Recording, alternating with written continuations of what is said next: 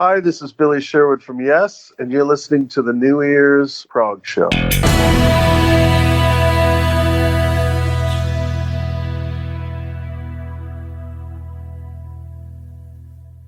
Welcome back to the New Year's Prog Show on Delicious Agony Progressive Rock Radio. The last song you heard there was from the new album, The Quest by Yes. It was called The Western Edge. And now we're going to swing on over to Al's for a talk with Billy Sherwood. It's funny because I just got off Facebook and posted a picture playing with your dad. Yeah, isn't that crazy? What would you tell him to you if you could go back in time? Wow, that's an interesting question. I mean, I don't know. I'd have to say, wait till you see what happens. You're not going to believe it. It's really, truly unbelievable. I mean, that's funny you mentioned that video clip because at that point I was, just immersed in Yes and didn't want to really listen to anything else and just listening to Alan White intently and trying to get that kind of drumming together that was anything on that level. So it's just funny because I know where my mindset was at that age. Funny to look back now and see where we are now. It's very, very strange. It's a very strange experience. There's a video going around that I had never seen before of live from 77 going for the one. It's the whole show. And I watched it the other day and it's such a trip because that's the first Yes concert I ever saw in Las Vegas. And so the perspective of looking at it now with what's going on and what's transpired and where we are in this is just surreal for me at this point, Yeah, I can totally imagine. And like yourself, that was the first time I could see Yes, too. It was kind of like that mash of the Going for the One Tomato tour. And, Oh, man. Chris had that backgammon suit. Isn't that amazing? I've been waiting for you to don that. You know what goes on out there. Yeah, could you imagine if I played a Rickenbacker and wore his clothes? I'd be hung out to dry. So that's one of the things Chris and I spoke about near the end was like, he had asked me, do you want to take my basses out? And I said, not really. I have my own. And he said, I know. And you like what you like. And I said, and I mean, I could play the Rickenbacker, but he said that would be ridiculous. It would look ridiculous. Just do your thing, So I really respected that idea and never went down that road. As much as I would love to, because his clothes were off killer, but That backgammon suit, though, to me, is always going to be number one. So you're going to come up with some kind of mod version. Right, exactly. That would look pisser, man. It really would. Yeah. And it's funny. I mean, it's not funny because, we all sat an entire community of Chris Squire fans when he had passed. But, he passed the torch on to you. And I'm listening to the new album right now. And I'm thinking that Chris is looking down from the heavens and he's going, Billy, you did me good. Thanks, man. Honest to God, I've listened to the album. I probably got it a few days ago. And man, this is tremendous stuff.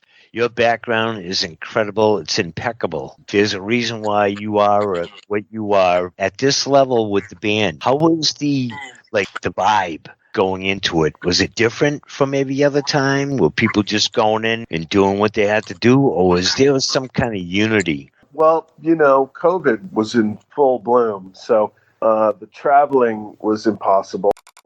And so we basically did it, by file share and regional, who's around, and so Jeff, it just so happened that Jeff, Steve, and John were very close in terms of proximity over there at the time. And Alan and I were here, except Alan's in Seattle and I'm in LA. So those three guys got together a lot over there and we were sending files back and forth. And I wrote some pieces of music and sent them to John and then eventually we recorded drums and bass here in Los Angeles. Alan flew down and we hung out for a couple of weeks and just went for it and recorded everything and then sent that back. So it's it was an interesting way to do it and one that I'm very familiar with because I make a lot of records doing file share.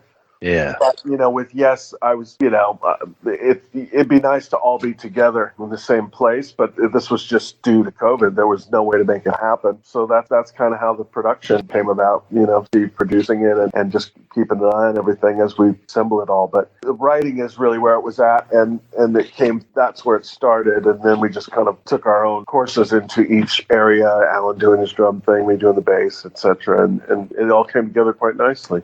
Good. So everybody in the band is all doing well? Yeah, everybody's good, and we're just like everybody, just kind of waiting for this COVID wave to die down so we can get back out on the road, which I think we're going to do in March of 22. Yeah. I mean, I'm going over the album there right away. That the first thing is, don't listen to this album on a computer speaker type thing. You need to slap the headphones on because there is so much going on. Right from the Ice Bridge all the way down to A Living Island. And they give you 3 bonus tunes too on top of it on a second CD. I'm blown away. I really am. The musicianship is A+, as always, as expected. You need to listen to it with an open ear as a Yes fan. That I can guarantee, because there are different directions. And is there a meaning to the quest because it is kind of a different direction for Yes? I don't think it's really so much of a concept album in the title relating to all the songs, but they all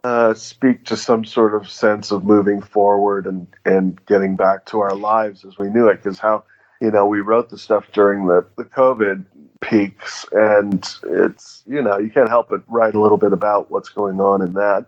And also just other concepts, just looking for brighter days, So Yeah. I guess that, for me, I think that's how I would interpret it, rather than some, Lord of the Rings type journey. It's just more of a musical expression of moving forward, I think, in a lot of ways with a lot of the songs. Yeah, I totally agree too. And not only that, I really truly believe John Davison and his singing now. John Anderson isn't walking through the door, people. John Davison is taking this band and bringing it to where it's got to go. And right off the first listen to both CDs, I think the Western Edge really grabbed me first. It's kind of got some old Yes in it with some new incorporated things, and your bass playing absolutely off the charts again. Yeah, that's an interesting thing, because I was sitting down just where the song started musically, just noodling on a bass, and putting this low E down in the bottom and rising up and playing a melody at the top, and it just kind of reminded me of something Chris would be looking for in a bass part. And it became its own little song that I was playing on just bass, and it was working quite well. And then so interpreting that into the bigger picture was cool. But Chris is definitely on my mind in a lot of the playing and the compositions on this record, of course, because it's the first record without him. And that's a huge thing for the Yes fans, and it's really huge for me, because there's a lot to kind of go off on there and try to bring that spirit of Chris and maintaining my own thing and finding that line and all those things. But I think it's worked out quite well. I mean, I knew Chris very well. We would often joke. He would say to me, "You sound more like me than I do." So, we had a funny kind of relationship. Obviously, I'd studied the guy's stuff and how he, not just the notes and the compositions, but like, how does he get from this note to that note? Where are these slides happening? Where is that double picking going on? And so I picked up on all of his tricks, and, we were both well aware of it. So hopefully that spirit comes through on the record, and, people feel that Yes vibe that's supposed to be there. I'm going to tell you right now, you captured it, dude. Already the Bass Player of the Year award goes to you. And you know what? It's not only that. Your harmonies in blending with John, the harmonies are exceptional, beyond belief.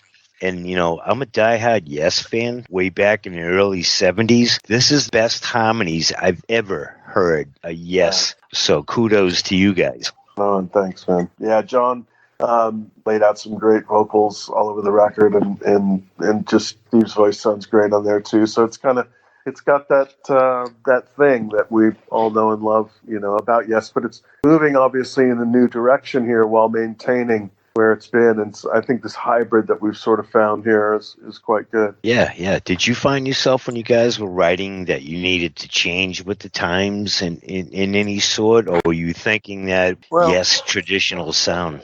Yeah. This Yes is kind of popish, but for the people that really listen to it, it's got everything they need. Yeah. So I think you found something. I'm assuming that Steve did a lot of writing. Yeah, well, the albums list who wrote what, and yeah, he did a lot of writing, but we all kind of actually are in on it there. For instance, I wrote the music to Western Edge and Minus the Man. John wrote the lyrics, the melodies. I believe Jeff and John wrote the Ice Bridge, and then Steve wrote Dare to Know. So it kind of goes around, but that was the idea that we were trying to get to, was everybody, get involved. And I think it worked out quite well, all things considered, not being able to. For instance, The Ladder was written as a full band in a room. I mean, we were in Vancouver for months on end in the same room, just hammering it out, coming up with little parts here and there, and merging all of our ideas together and came up with that. So there's several ways to go at it, and for given the conditions that were going on, I think it feels quite good. Yeah, and just going back to the Ladder, that would be the first time that I met you, and I got a ticket on that too. It's like December 14th, 1998. Wow. That's the tour, 98. Yep. So It was at the Orpheum Theater in Boston. Oh, okay. Yeah. Sure. It was a lot of fun. It sounded really good there. The band was pretty damn tight, that's for sure. It was good. So any thoughts of maybe when Yeses, I mean, rescheduling back in 2022, obviously, right? You're not going to do any dates this year? No, we're committed to, I think, starting in the next year, just to make sure that everything's copacetic and we can just get on with it without any hiccups in terms of the restrictions of travel and whatnot. So, it's been a very strange time, obviously, with this pandemic. Strangest time I've ever lived through, that's for sure. So, I'm very much looking forward to getting back to playing music and feeling somewhat normal again. Right, being on stage. But I know you as well as anybody else. There's no way that this stopped you. If anything, how many albums do you think you wrote in that amount of time? Well, I mean, the Yes album took quite a while to just get that into shape, and I think I had a Prog Collective record that was made during this period, and trying to think of some of the other things I did. There's quite a bit there. I'm always doing sessions for people too. People know they can contact me on Facebook and, hey, I need some drums, and I'll get them some drums done, or we need a guitar solo or a bass part. So I'm doing a lot of sessions that way too. And I did something that I'd never done before, which I was getting asked to do quite a bit on the road. It was to do some lessons for people. So I sort of opened my doors up to give lessons, and I have done many, many, many lessons at this point. I've met a lot of cool people, and just helping them break bad habits and create new good ones and things like that. So all that stuff combined has kept me quite busy. But that said, it's the cycle that we were in of touring was one I was very used to at that point. So that just stopping cold and not being there has been very, very different. Looking forward to getting back out there and adding that into the repertoire. Yeah, that'd be very cool. But I do have to ask, as a personal favorite, in this time off, was there any writing for World Trade? Not really. No, I haven't. I mean, Bruce and I spoke about it maybe about 6 months ago, but he's been super busy and I've been busy. So, but the idea is always there. It's just a matter of the circumstance being right to jump in and get it done. But right now we're both kind of busy in our own worlds here. And I suspect once Yes comes back online in March, obviously Asia is something that I'm doing as well, and get Arc of Life playing some shows. It's going to be quite busy. Yeah, that was leading into my next question is what's going on with Arc of Life, because you guys come out with a debut and... Well, we came out with the record and it was, for the most part, well received. I mean, I think some guys who were looking for Relayer weren't happy, but for the most part, as an artist and as part of the band and what our mission statement was internally with each other, I think we achieved the objective there. And the idea is to play live, but again, we were for the longest time, trapped by no one can travel. so we couldn't really plan anything, and these things take time in advance to plan. So hopefully, maybe, I don't know, if it's possible, maybe we'll slide in some gigs before we go out with Yes in March. So maybe January, February, we can sneak a couple here and there. We want to get it up and running, as a unit. All five of us have spoken about it, so it's not being forgotten. It's just, we're just kind of waiting out the clock with this pandemic. I always thought that you guys would be debuting on the Cruise to the Edge. Right. Since you're all going to be there pretty much. Yeah, that would have been fun. Yeah. So all in all, how's everything doing with your health, during the time off? I mean, you're a pretty social media guy anyways. You're always out there. You're active. Have you found yourself in a routine or anything, Bill? Well, I've always been sort of a guy with a routine, which is to wake up and have a bunch of coffee and go into the studio for as long as I can take it. And then, I go to the gym and do my thing and play a lot of VR in the evening just to take my mind off of whatever I've been working on. And then I kind of just cycle that around, and that's my world for the most part. A big missing piece here is having this, those many months of touring in the loop. So just kind of in this, as we all are, a sort of Groundhog Day of sorts, just waiting. But everything's good, that's for sure, domestically and health-wise, thank goodness, and feeling good and just enjoying making music. Yeah. It's mostly studio work right now, enjoying that very much. Great. Hey, did you pick up any new toys along the way? Not really lately. I'm kind of set in stone with what I use in my guitar rig and my bass rig at this point. I do have the desire to play some of the basses that are locked up in my trunks from the last tour that are on the East Coast that I just didn't ship back out here when the tour was done, and now they're out there. So I'm kind of missing some of those, but I still have what I use here primarily and my go-tos, and I haven't really added anything into the loop on that level. I kind of have what I have, and I don't find myself searching for other sounds that I can't get to. You know what I mean? Yesterday, the new Yes album was released. What do you have to say in general to our listeners about this album? I just think that, put it on a nice set of speakers, because as you mentioned before, this isn't something you want to listen to over the internal speakers on a Mac laptop. There's a lot of sonics going on which are interesting and really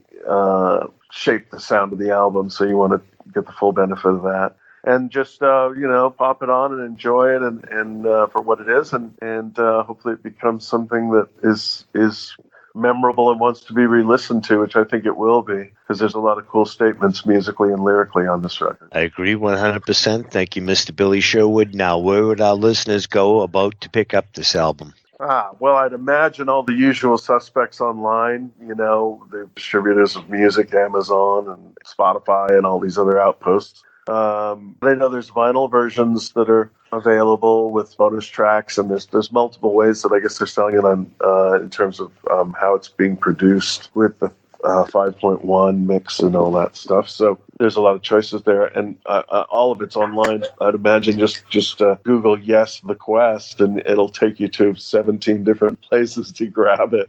Beautiful. Now, where do we go to get the Billy Sherwood music in merchandise? Well, that is also Google. Because those records are out there. You just got to kind of look for them, and that what happens is that the distributors come up with different ways of branding it and naming, shaping where the companies are. So the best bet is to just Google it, and you'll find your way to it.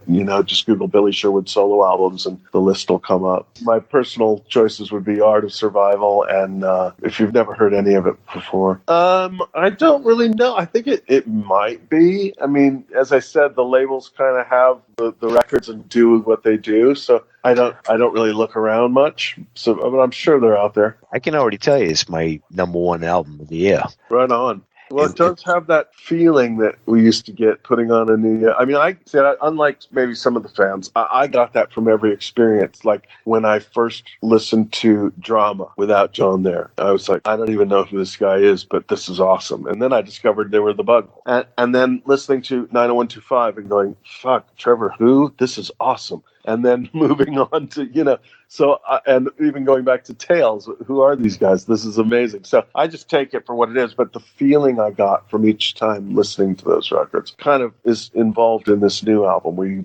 it's that unexplainable je ne sais quoi. It just has it, Alan, I think I got a lot more than what I expected. How's he doing?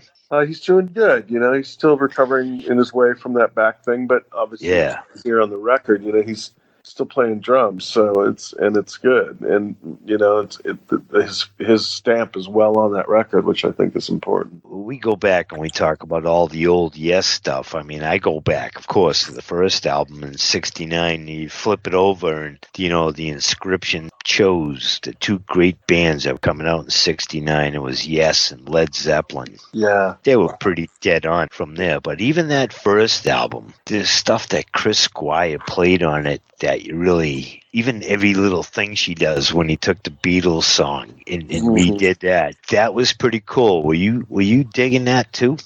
I went. It's weird. I came in on Tales, right? Yeah. So to me, my first impression was this band that was brave enough to play for 22 minutes on one side or whatever it was, right? So I then started going backwards into like Close to the Edge, which took me a minute, but then became one of my favorites, Fragile. And then I went back to the first two records. And it was so different that it took me a minute, but I'd actually at that point understood where this evolution came from because, like you just said, Chris Squire's bass playing on the first record. You know what I mean? Yeah. Set the template for, wow, wait a minute, here's a bass player who's not following the fucking guitar player around. Because for me personally, that kind of music, I understand it has its place and it's rock and roll and stuff, and there's a purpose to it, but I just never was really into it because I wanted to hear something more challenging. So I was listening to Weather Report instead. But Chris's stamp from the word go. Yeah, definitely. It's funny that you mentioned that because that's my thought of thinking. It was you hadn't heard something like that, the bass player stepping out of line with the guitar player, unless you're listening to jazz, which your dad was doing. So you were fully aware of that whole scenario going on. Yeah. Well, I was always wanting to challenge with what I was hearing, that I had to figure it out for a minute. It was like a puzzle. You know what I mean? It's like,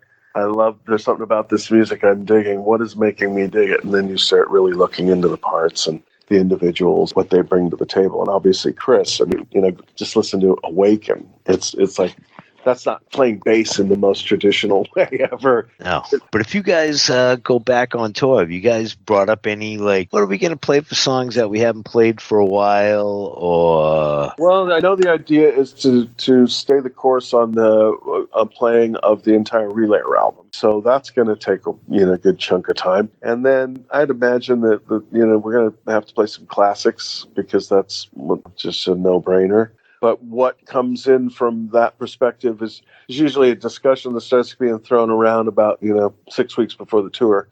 So we'll just have to see. Maybe some of this new record we'll play live. I don't know. It would be nice if we could, but we'll just have to see what goes on. There's so much to choose from. I mean, I enjoy playing it all. I was thinking about it the other day in my head. It's like, wow, to play Siberian Couture again, that would be fun.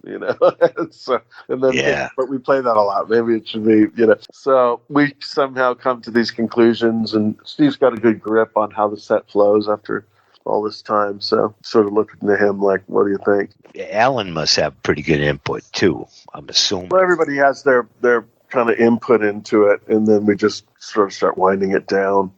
Things happen in their yes ways around here, and some things take time. For instance, the Relayer, playing a Relayer took a lot of time, and as soon as I rejoined the band playing bass, I would just be noodling by myself, getting my rig together, trying to build sounds, and I knew Relayer, so I'd start playing chunks of Relayer, and Steve would look over and be like, wow, and so after several years of doing that and playing more and more of it, and then just starting to play it on stage, it came to be, which is a really great thing to be able to do because it's one of my favorite pieces. But as I said, these things take a little bit of time. Well, he's going to tune up too to do Sound Chaser again for him. I mean, that's some pretty impressive guitar work right there. Which kind of, I try to tell people how Yes always combined all the genres to me. The voices, you can bring back pop, you can bring country into it, you can bring rock, you can bring jazz, certain elements. Yeah, and that's what the beauty of it is that it's that all-encompassing. I mean, At its core, for me, I always thought of Yes as a fusion band with great vocals. That's how I kind of viewed it. Whereas others see it as a rock band, that's kind of progressive. And then other people say it's a pop band because if you came in on 90125 and you were just listening to those songs, in terms of arranging, it was pretty traditional, AOR rock. Great, nevertheless. So it just depends on the perspective, but it's all encompassing, and that's what makes it such a cool playground to be able to run around in. Indeed. 1969, they came out as a rock band. So it's all good for me. People can classify whatever it is. To me, it's either good or it's not good. Yeah. And The Quest is great. I'm telling everybody, go out there and get it. You're going to love it. Put your headphones on. Listen to this album. It's pretty deep. It really is. And Bill, again, above and beyond the call. Chris is looking down. He's smiling, baby. Thanks, man. I appreciate that. Last question I have to ask. Is there a Chris Squire bass going on tour this year? I have a bass that he gave me, the signature model, and I actually played it on the record. I think on Minus the Man, actually.